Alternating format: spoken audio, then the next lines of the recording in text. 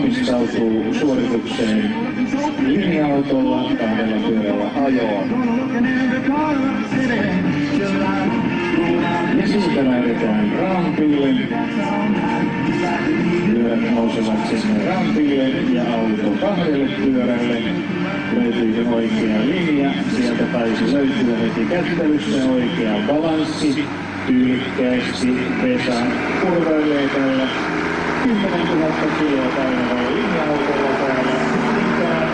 Kentällä auringon laskiessa kauniin syysilman vallitessa ja pitkälle menee hitaasti, mutta varmasti. Tällaista ette ole varmasti koskaan aikaisemmin voineet kuvitellakaan näkevänne, mutta totta se on.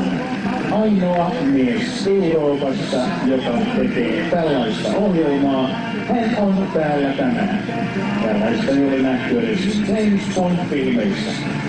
Hän on taitoajon maailman mestari, Crazy Vesa. Vesa Kivimäki! Crazy Vesa!